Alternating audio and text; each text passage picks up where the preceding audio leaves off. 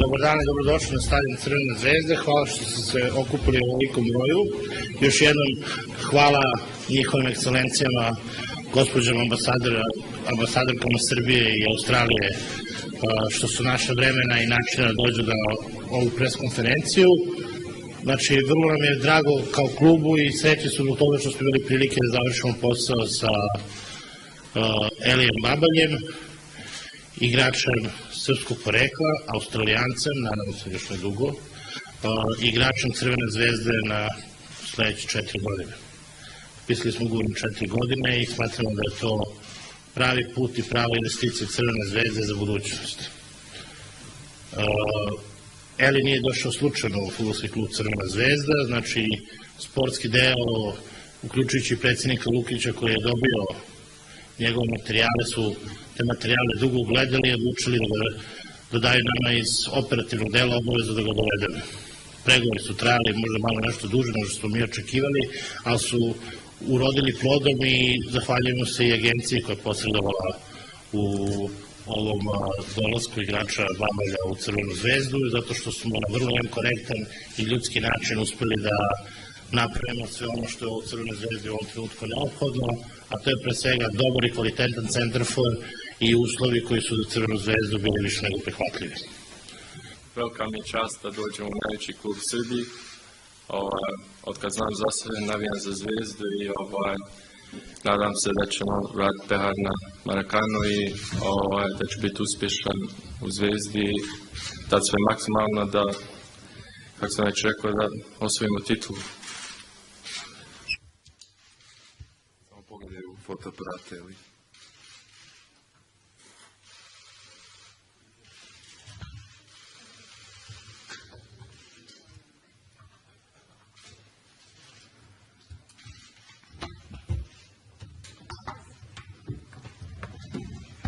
Odlaskom Mezenge, devetka je slobodna i logično pripada novom centarforu.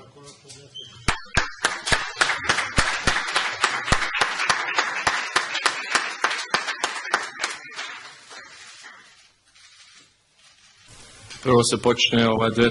jul kad kvalifikacije počnemo za Euroligu i nadam se da ćemo tu proći što dalje i ako Bog da uđu grupe ali prvo je da se vrati pehar na Marakanu i to ćemo sve uraditi da to uspijemo i da ne podcijenimo isto klub, hoćemo u svaki turnir klub će ulazimo da uradimo sve najbolje i da osvojimo što više.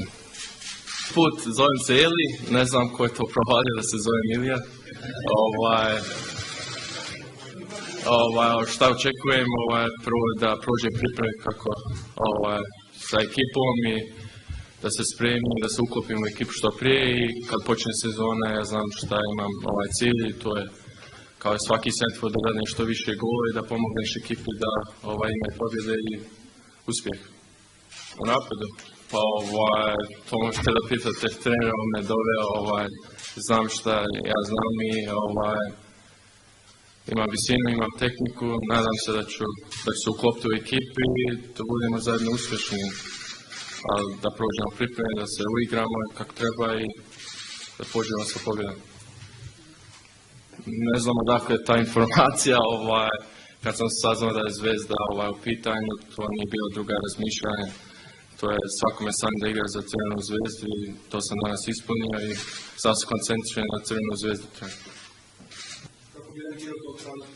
Australska liga svake godine ide nabolje, fizički je naporna, koliko se putuje i ljetna je sezona i tako, ali svake godine ide nabolje i vidite koji igrači se vraćaju u ligu, znači da se napreduje, ali kako ste već rekli da ne mogu da poredim sa srpskom ligom, ali Australska je sad dobrim kvalitetom trener.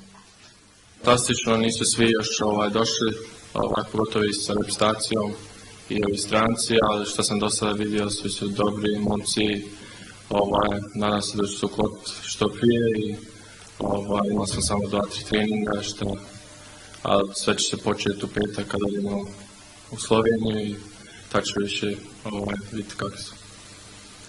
Pošto kod nas apsolutno sve jasno i transparentno, znači da bi se prekinuo spred spekulacije, transfer Elija Babalja u Crvenu zvezdu je 350.000 evra u 2 rate.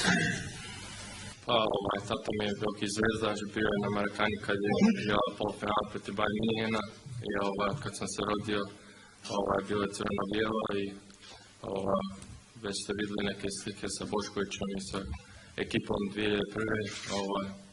Kad za sebe navijam za Zvezdu i ispunio sam sam da igram za Zvezdu sad.